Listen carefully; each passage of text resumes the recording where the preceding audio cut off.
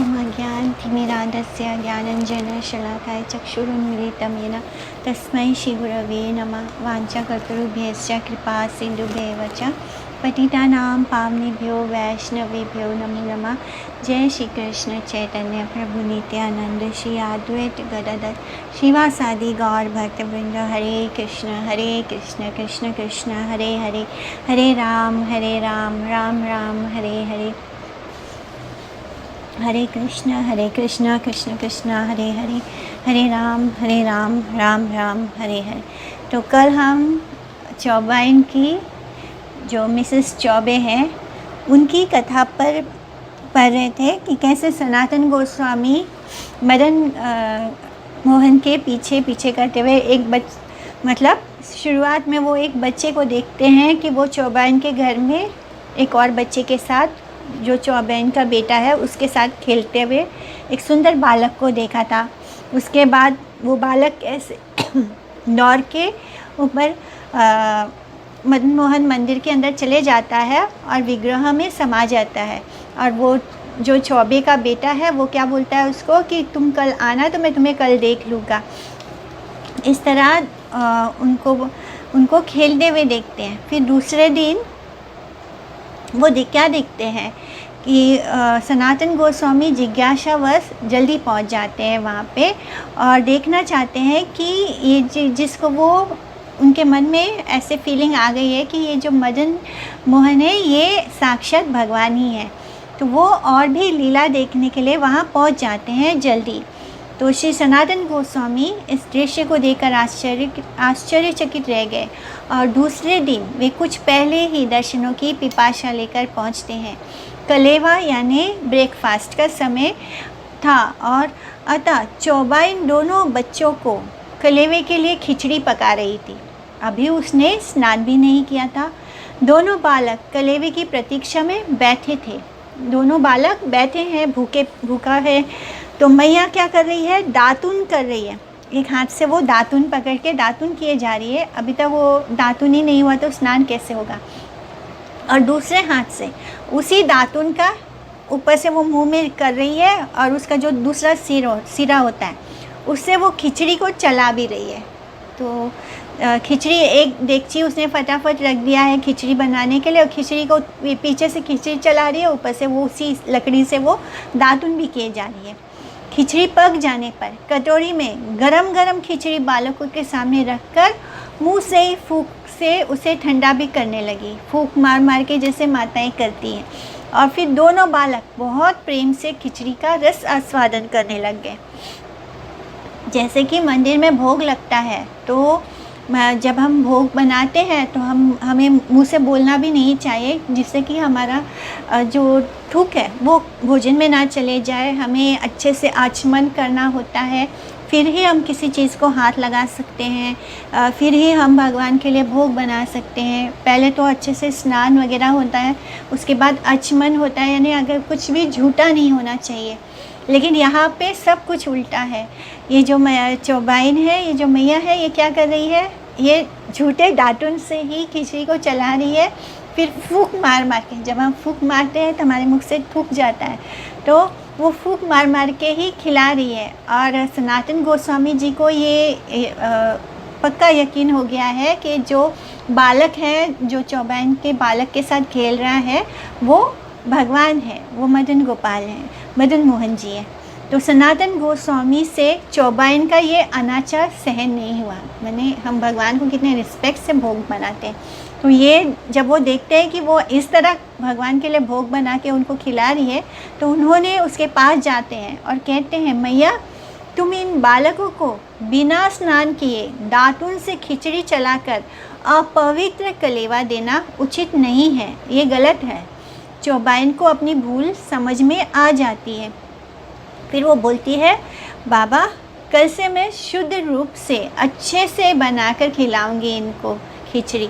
तो इस तरह वो, क्योंकि जब कोई संत जैसे वेश में होता है, और भारत में कैसे है, हम कोई अगर भगवान की भक्ति में है, कोई सन्यासी है, तो सभी लोग उनको बहुत रिस्पेक्ट करते हैं। तो इसी तरह उस चौबाइन ने उस यानी श्री सनातन गोस्वामी की बात को माना और उसको एहसास होता है कि मैं कितनी गलती कर रही हूँ, इस तरह थोड़ी मुझे बनाना चाहिए खिचड़ी।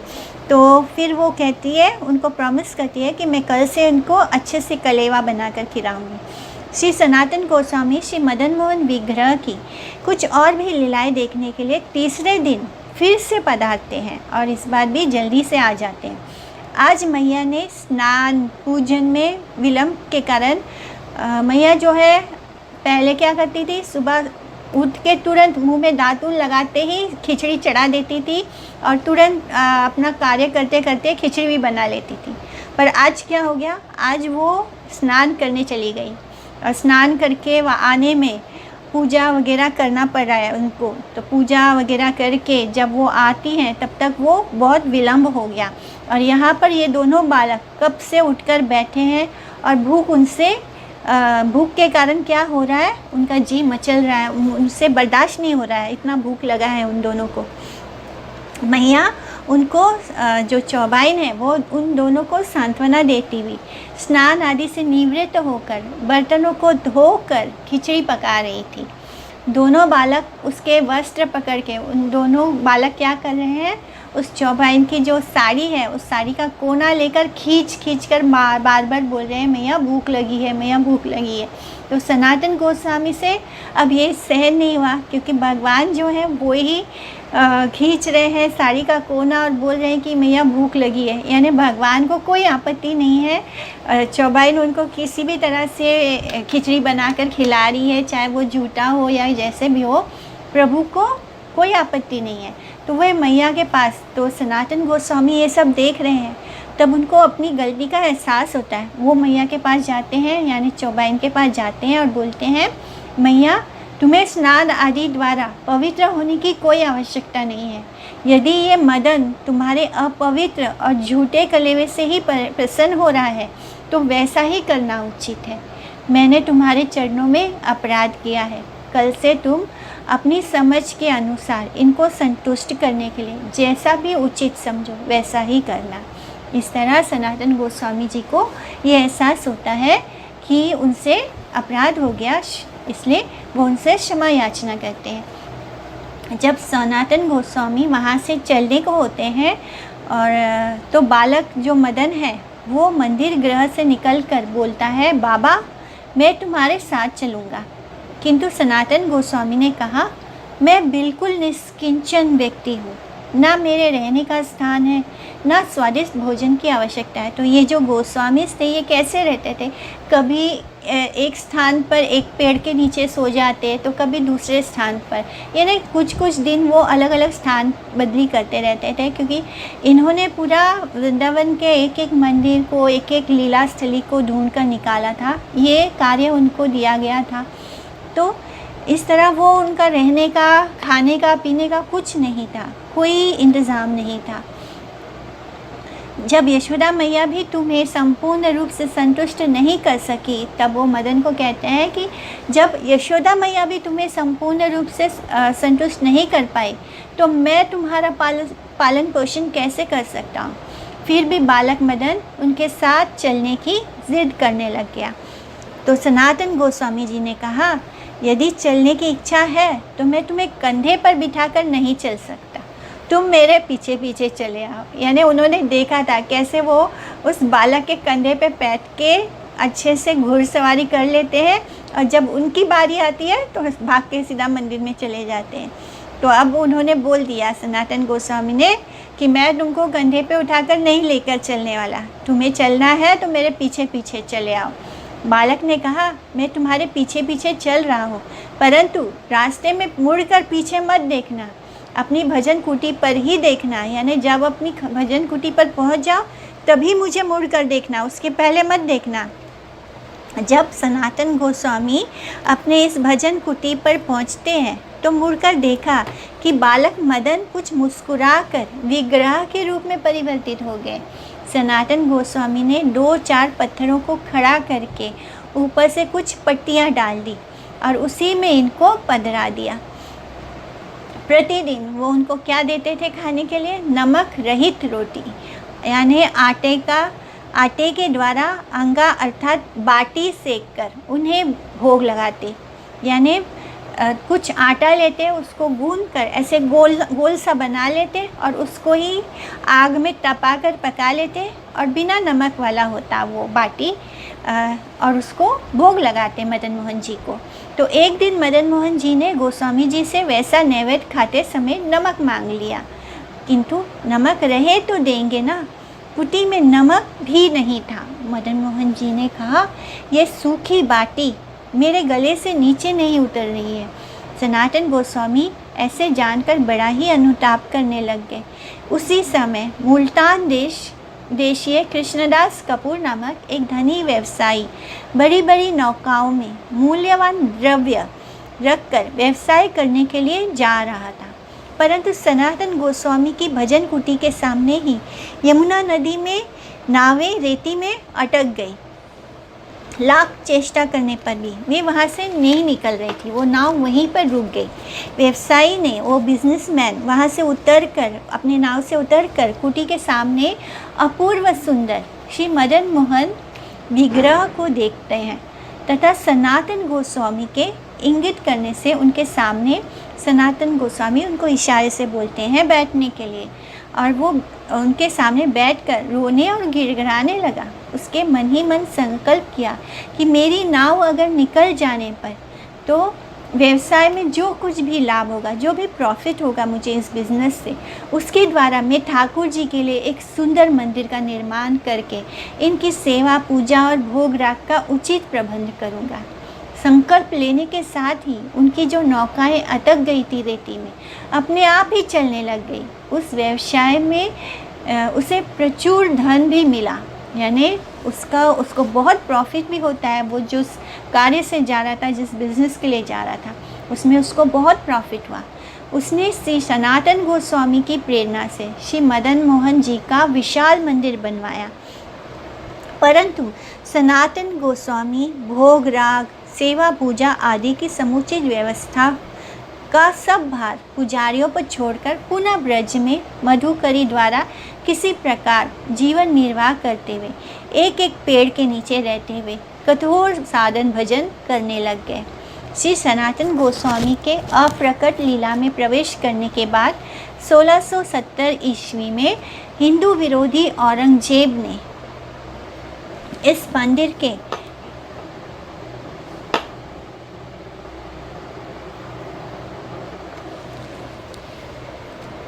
जब श्री सनातन गोस्वामी अप्रकट हो गए, तब उसके कुछ दिनों बाद जो औरंगजेब है उसने इस मंदिर का शिखर आदि तोड़कर इसको अपवित्र कर दिया।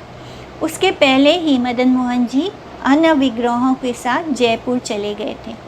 इस समय वे करौली में विराजमान हैं। 1748 में मदन मोहन का प्रतिभू यानी उनका रेप्लिका, उनके जैसा ही रेप्लिका विग्रह प्रतिष्ठित हुआ वृंदावन में, तथा 1819 में श्री नंदलाल वसु के द्वारा वर्तमान मंदिर का निर्माण हुआ। अभी जिस मंदिर के हम दर्शन करते हैं वृंदावन में, उसको श्री नंदलाल जी ने 1819 में बनवाया था। सेवा प्राकाट्य इष्ट लाभ नामक प्राचीन हस्तलिखित ग्रंथ में लिखा गया है कि सनातन गोस्वामी जी ने 1590 में, संवत 1590 में महावन के परशुराम चौबे के निकट से श्री मदन गोपाल जी को प्राप्त करके उसी संवत्सर में माघ शुक्ल द्वितीय तिथि में पुनः प्रतिष्ठित किया तथा कृष्णदास ब्रह्मचारी जी के ऊपर सेवा पूजा का भार न्यौछावर कर दिया। उसी समय श्री मदन मोहन जी के साथ श्री राधिका विग्रह नहीं था। श्री मदन मोहन जी के प्रकट होने की बात सुनकर उड़ीसा के राजा प्रताप रुद्र के पुत्र श्री पुरुषोत्तम जाना ने बड़ी श्रद्धा के साथ पुनः 2 राधा विग्रहों को पुरी धाम से वृंदावन में भेजा। श्री मदन मोहन जी ने अपने पुजारी को स्वप्न में आदेश दिया कि पुरी से जो 2 विग्रह आई हैं उनमें से एक बड़ी ललिता जी है और छोटी विग्रह राधिका जी की है। तुम छोटी राधिका विग्रह को मेरे वाम भाग में यानी मेरे लेफ़्ट साइड में, तथा बड़ी ललिता जी को मेरे दक्षिण भाग में विराजमान करो। भक्ति रत्नाकर में ये उल्लेख पाया जाता है कि इस मंदिर के दक्षिण भाग में श्री सनातन गोस्वामी ने चैतन्य महाप्रभु जी के लिए श्री मंदिर का निर्माण किया था, किंतु श्री चैतन्य महाप्रभु दूसरी बार वृंदावन में नहीं पधारे। नए मंदिर के भीतर श्री मदन मोहन जी, दक्षिण में ललिता जी हैं, वाम भाग में राधा रानी है और शालग्राम शिला, और एक पृथक पृथक प्रकोष्ठ में श्री जगन्नाथ जी विराजमान हैं। पुराने मंदिर के निकट ही पश्चिम की ओर श्री सनातन गोस्वामी की भजन कुटी समाधि एवं ग्रंथ समाधि दर्शनीय है। आगे बढ़ते हैं श्री गोपीनाथ जी के मंदिर में। प्रसिद्ध वंशी वट के निकट यमुना तट पर श्री परमानंद भट्टाचार्य और मधु पंडित तीव्र वैराग्य पूर्वक श्री राधा कृष्ण युगल की आराधना करते थे। तो एक समय यमुना की धारा से तट कट जाने से उसके भीतर से बहुत सुंदर श्री गोपीनाथ विग्रह प्रकट हुए। तो हम जान पा रहे हैं कि जितने भी विग्रह हैं, जितने भी ठाकुर जी हैं वृंदावन में, वो सारे बनाए नहीं गए हैं, वो सारे प्रकट हुए हैं। भगवान ने स्वयं ही अपने आप को प्रकट किया है। तो उस समय यमुना जी के भीतर से बहुत सुंदर श्री गोपीनाथ विग्रह प्रकट हुए।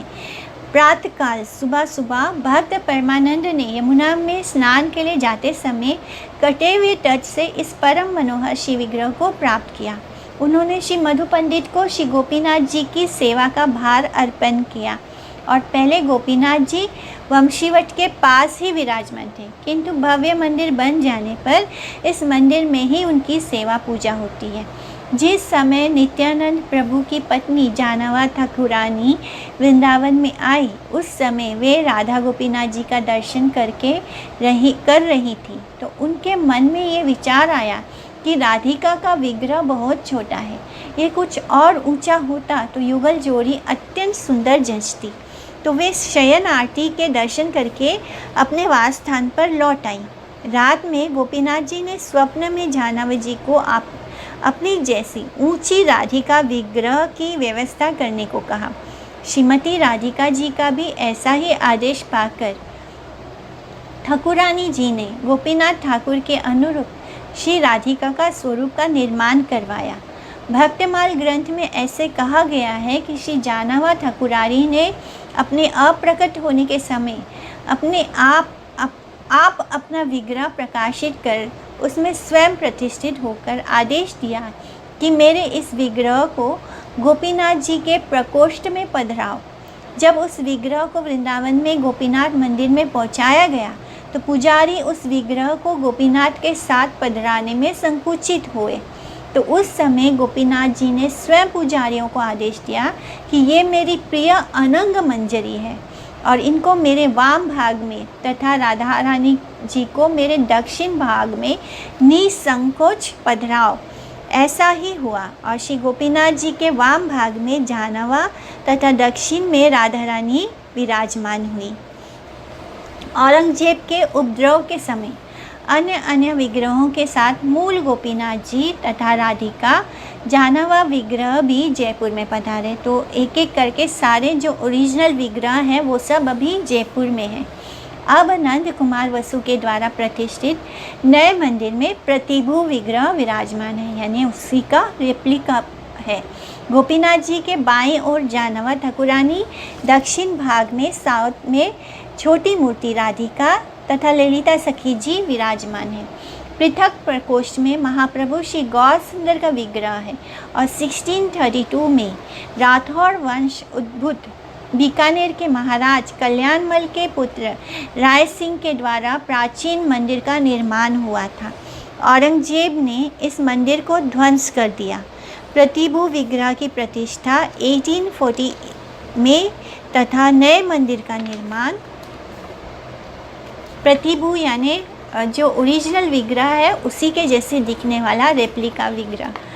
तो वृंदावन में जितने भी विग्रह हैं इस वक्त वो सारे उस ओरिजिनल के रेप्लिका हैं, क्योंकि सारे ओरिजिनल ठाकुर जी के जो ओरिजिनल विग्रह हैं वो अभी जयपुर पहुँचे हैं मतलब पहुँच चुके हैं। 1819 में हुआ और इस मंदिर के पास ही पूर्व दिशा में मधु पंडित जी की समाधि विराजमान है। श्री राधा दामोदर जी श्री रूप गोस्वामी सेवा कुंज के अंतर्गत यही भजन कुटी में वास करते थे। यहीं पर तत्कालीन गोस्वामी गण एवं भक्तजन सम्मिलित होकर इष्ट गोष्ठी यानी भगवान की कथाओं का चर्चा करते थे, इष्ट गोष्ठी करते थे तथा श्री रघुनाथ भट्ट जी अपने मधुर कंठ से उस वैष्णव सभा में श्रीमद् भागवत की व्याख्या करते। यहीं पर शिला रूप गोस्वामी ने श्री भक्ति रसामृत सिंधु, उज्ज्वल नीलमणि एवं अन्य भक्ति ग्रंथों का संकलन किया था। युवक श्री जीव गोस्वामी, श्री रूप गोस्वामी सब प्रकार से सेवा में नियुक्त थे। जो जीव गोस्वामी थे, श्री रूप गोस्वामी की जितनी भी सेवा होती थी वो वही सारी सेवा जो है वो जीव गोस्वामी करते थे, क्योंकि वो बहुत छोटे थे। शिला रूप गोस्वामी ने स्वयं अपने हाथों से श्री राधा दामोदर विग्रह को प्रकाश करके श्री जीव को सेवा पूजा के लिए अर्पण किया था। सेवा प्राकट्य ग्रंथ के अनुसार 1599 संवत में माघ शुक्ल दशमी तिथि में श्री राधा दामोदर की प्रतिष्ठा हुई। मूल श्री राधा दामोदर विग्रह जयपुर में विराजमान है। उनका प्रतिभू विग्रह स्वरूप वृंदावन में विराजमान है। इनके साथ सिंहासन में श्री वृंदावन चंद्र, श्री छैल चिकनिया, श्री राधा विनोद, श्री राधा माधव आदि विग्रह विराजमान हैं। मंदिर के पीछे श्री जीव गोस्वामी तथा श्री कृष्णदास गोस्वामी जी की समाधियां प्रतिष्ठित हैं। मंदिर के उत्तर में नॉर्थ साइड में श्री पाद शिला रूप गोस्वामी की भजन कुटी और समाधि मंदिर है। पास में ही श्री भूगर्भ गोस्वामी की समाधि है। सनातन गोस्वामी नित्य गोवर्धन की परिक्रमा करते थे। वृद्ध अवस्था में जब परिक्रमा करने में असमर्थ हो गए तब कृष्ण ने बालक के रूप में उनको दर्शन दिया तथा लगभग 1.5 हाथ परिमाण लंबी वट पत्र के आकार की गोवर्धन शिला उनको प्रदान करके उसी की परिक्रमा करने का आदेश दिया। वट पत्र यानी वट वृक्ष का जो पत्ते का शेप होता है वैसे आकार का गोवर्धन शिला, एक 1.5 हाथ लंबा गोवर्धन का शिला उनको प्रदान किया, क्योंकि सनातन गोस्वामी जो थे वो पूरी गोवर्धन की परिक्रमा रोज करते थे और इतनी लंबी परिक्रमा वृद्ध अवस्था में करना पॉसिबल नहीं था। इसलिए भगवान स्वयं उनके पास आकर उनको इतनी बड़ी गोवर्धन शिला देते हैं और उनको उसी की परिक्रमा करने का आदेश दिए। तो उस शिला में कृष्ण का चरण चिन्ह है, गाय के खुर का चिन्ह है तथा वंशी का भी चिन्ह वर्तमान है। सनातन गोस्वामी उस शिला को वृंदावन ले आए और नित्य प्रति उसकी प्रदक्षिणा करते थे। उनके अप्रकट होने के पश्चात श्री जीव गोस्वामी जी ने उस शिला को अपने श्री राधा दामोदर मंदिर में पधराकर उसकी पूजा करने लगे और विशेष स्थितियों में उस शिला का दर्शन भी कराया जाता है। तो अब ये जो शिला है वो वृंदावन में है। पहले उनको गोवर्धन में प्रदान किया गया था। जब वो वृंदावन आते हैं तो अपने साथ वृंदावन ले आए थे सनातन गोस्वामी और बाद में शिला जीव गोस्वामी को दे दिया था। श्री राधा रमन मंदिर ये श्रीमद् महाप्रभु के कृपा पात्र श्री गोपाल भट्ट के द्वारा सेवित विग्रह है। श्री भट्ट गोस्वामी पहले एक शालग्राम शिला की सेवा करते थे। तो एक समय उनकी ये प्रबल अभिलाषा हुई कि यदि शालिग्राम ठाकुर जी के हस्तपद होते तो मैं उनकी विविध प्रकार से अलंकृत सेवा कर पाता। भक्त के मन में इच्छा होती है कि वो ठाकुर जी को खूब अच्छे से सुंदर से श्रृंगार कर पाए।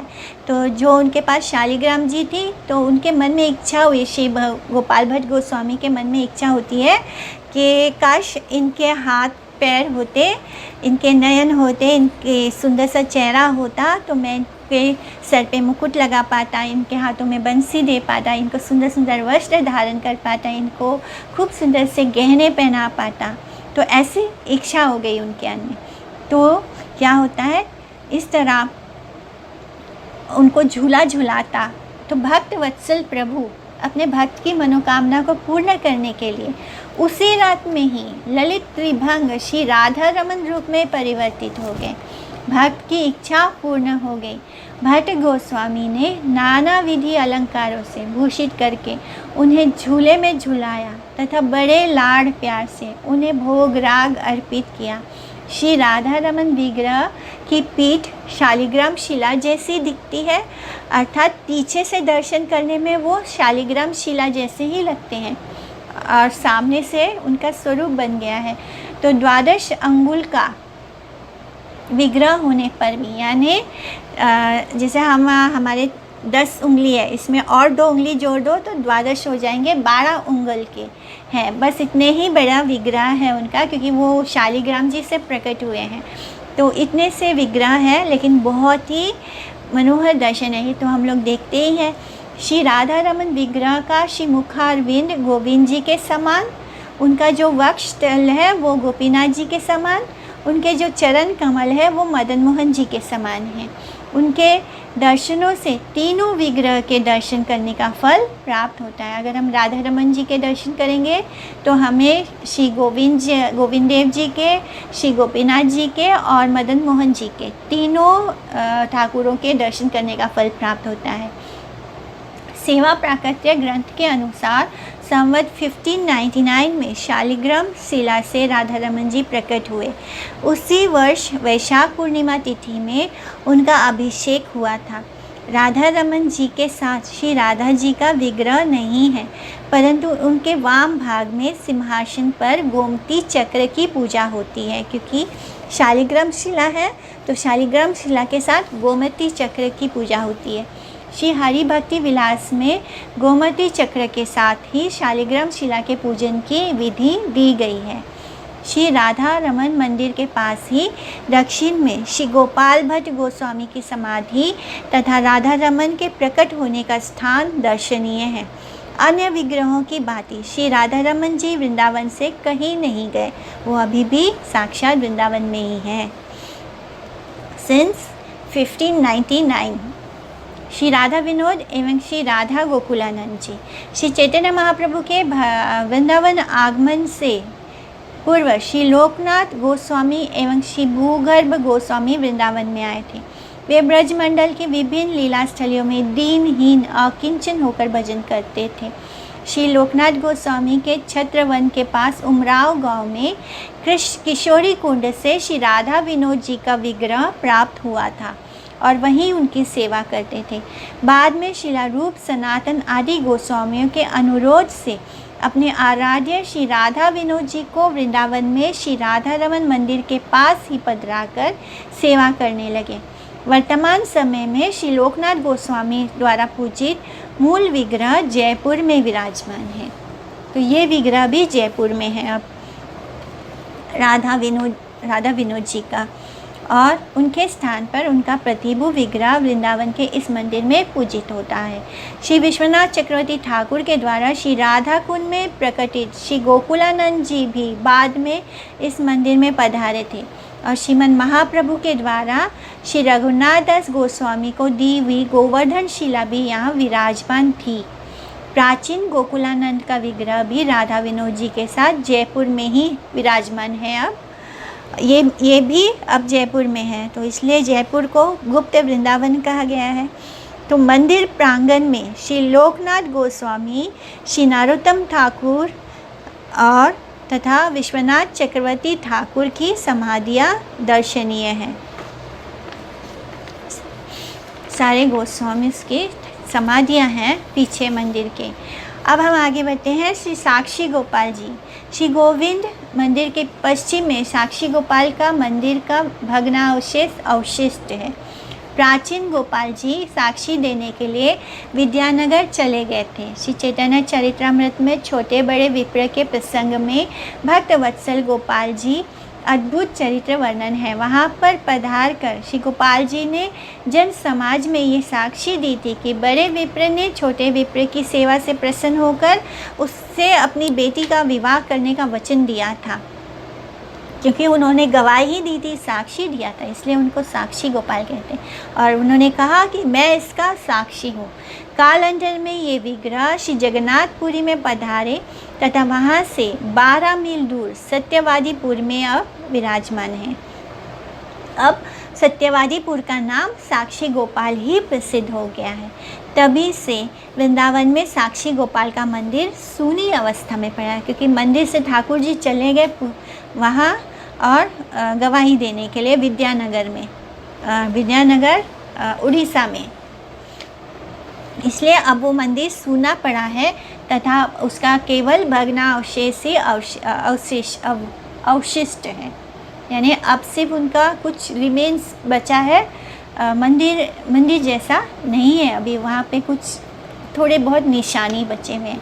श्री मदन मोहन द्वितीय, ये दूसरा मदन मोहन जी का मंदिर है। वानिका श्री गदाधर भट्ट के द्वारा सेवित विग्रह यहाँ विराजमान है। ये मंदिर श्री राधा वल्लभ मंदिर के सामने भट्ट मोहल्ले में स्थित है। यहाँ समारोह के साथ समाज होता है, समाज यानी लीला गान होता रहता है। ये श्री विग्रह अत्यंत ही सुंदर हैं। श्री श्याम सुंदर, श्री राधा दामोदर मंदिर के पास में ही श्री श्याम सुंदर जी का मंदिर है और गौड़िया वेदांत आचार्य श्रीला बलदेव विद्याभूषण द्वारा प्रतिष्ठित एवं सेवित श्री राधा श्याम सुंदर विग्रह के दर्शन अत्यंत सुंदर है। मंदिर के प्रवेश द्वार के सामने श्री श्यामानंद प्रभु की समाधि का दर्शन भी होता है। श्री बलदेव विद्याभूषण प्रभु उड़ीसा के अंतर्गत प्रसिद्ध रेमुना के निकटवर्ती किसी गांव में जन्मे थे। चिल्का हृद के तट पर किसी विद्वत गांव में इन्होंने व्याकरण, अलंकार और न्याय शास्त्र का अध्ययन किया था। तत्पश्चात वेद अध्ययन के लिए वो मैसूर भी गए थे और उसी समय उडुपी में उन्होंने वेदांत के मध्य भाष्य के साथ साथ शंकर भाष्य, श्री भाष्य, परिजात भाष्य एवं अन्य वेदांत के भाष्यों का गहन अध्ययन किया था। कुछ दिन के पश्चात श्री धाम जगन्नाथपुरी में श्री रसिकनंदन प्रभु के शिष्य श्री राधा दामोदर के समीप छठ संदर्भ का अध्ययन किया और अध्ययन करते समय श्री राधा दामोदर का आगाध पांडित्य तथा साथ ही भक्तिमय जीवन का दर्शन करके उनके शिष्य हो गए। तत्पश्चात वो वृंदावन में प्रसिद्ध गौड़िया रसिक आचार्य शिला विश्वनाथ चक्रवर्ती ठाकुर के पास श्रीमद् भागवत और अन्य गोस्वामी ग्रंथों का अध्ययन किया और फिर शिला विश्वनाथ चक्रवर्ती ठाकुर ने उनको निर्देश दिया कि वो जयपुर में पधारे और वहाँ पर गलता नामक प्रसिद्ध स्थान में श्री संप्रदाय तथा अन्य विपक्ष के विद्वानों को पराजित किया और श्री विजय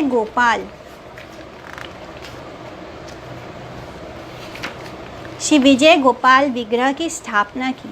साथ ही उन्होंने अत्रस्त विद्वानों की प्रतीति के लिए ब्रह्म सूत्र श्री गोविंद भाष्य की रचना की तथा जयपुर के प्रसिद्ध गोविंद मंदिर में श्री गोविंद देव के साथ श्री राधा रानी की भी पुनः प्रतिष्ठा की।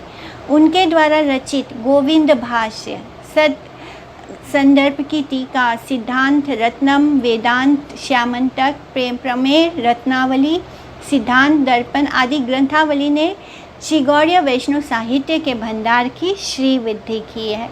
श्री राधा माधव, उसके बाद श्री राधा माधव का मंदिर है श्री गोकुलानंद मंदिर के उत्तर में भ्रमर घाट के ऊपर प्राचीन यमुना तट पर एक प्राचीन मंदिर में श्री जयदेव गोस्वामी के द्वारा सेवित श्री राधा माधव जी विराजमान थे।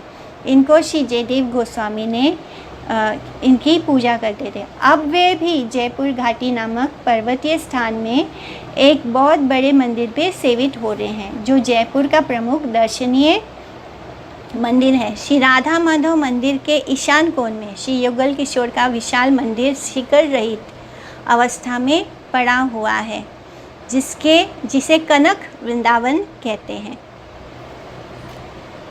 श्री बांके बिहारी स्वामी हरिदास जी के द्वारा निधुवन स्थित विशाखा कुंज से श्री बांके बिहारी जी भी प्रकट हुए थे और इस मंदिर में कृष्ण के साथ श्री राधिका के विग्रह की स्थापना नहीं हुई है। वैशाख मास की अक्षय तृतीया के दिन श्री बांके बिहारी जी के श्री चरणों के दर्शन होते हैं। पहले ये निधुवन में ही विराजमान थे, बाद में वर्तमान मंदिर अभी जहाँ पे श्री बांके बिहारी जी का मंदिर है वहाँ पर पधारे। यवनों के उपद्रव के समय श्री बांके बिहारी जी गुप्त रूप से वृंदावन में ही रहे, वो बाहर नहीं गए। श्री बांके बिहारी जी का झांकी दर्शन विशेष रूप में होता है। यहाँ झांकी दर्शन का कारण उनका भक्त वात्सल्य एवं रसिकता है। एक समय उनके दर्शन के लिए एक भक्त महानुभाव उपस्थित हुए। वे बहुत देर तक एकटक होकर बांके बिहारी जी को निहारते रहे। रसिक बांके बिहारी जी उन पर रिझ गए और उनके साथ ही उनके गांव में चले गए। तो भगवान मंदिर छोड़कर अपने भक्त के साथ पीछे पीछे चल दिए। बाद में बिहारी जी के गोस्वामियों को पता लगने पर उनका पीछा किया और बहुत उनको मनाया, अनुनय विनय करके ठाकुर जी को लौटाकर बहुत मनाकर उनको वापस मंदिर में पधराया। इसलिए बिहारी जी की झांकी के दर्शन की व्यवस्था की गई ताकि कोई उनसे नज़रें ना मिला सके, यानी बस एक झलक दिखलाते हैं फिर उन पे पर्दा गिरा देते हैं। यहाँ एक विलक्षण बात यह है कि यहाँ मंगल आरती नहीं होती। यहाँ के गोसाइयों का कहना है कि ठाकुर जी रोज़ रात को रास में जाकर थक कर लौटते हैं, सुबह सुबह आते हैं और सुबह सुबह वो शयन करते हैं, सोते हैं। तो मैंने उनको रात भर सोने का समय नहीं मिलता, इसलिए उनको सुबह नहीं उठाना चाहिए, इसलिए वहाँ पे मंगल आरती नहीं होती है। श्री राधा वल्लभ मंदिर, ये स्वामी श्री हित हरिवंश जी महाराज के द्वारा सेवित विग्रह है। इन्होंने विवाह के समय दहेज के रूप में श्री राधा वल्लभ विग्रह को प्राप्त किया था। श्री राधा वल्लभ जी के साथ राधा रानी की मूर्ति नहीं है।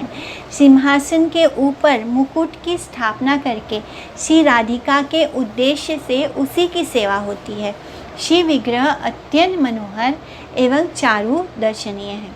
श्री युगल किशोर जी प्रथम, और फिर श्री सेवा कुंज के निकट किशोरी वन या व्यास घेरा में श्री युगल किशोर जी विराजमान है। श्री माधवेंद्रपुरी के शिष्य माधवदास जी एक प्रसिद्ध भक्त आचार्य हुए हैं और श्री नाभदास जी ने भक्तमाल में उनका चरित्र वर्णन किया है।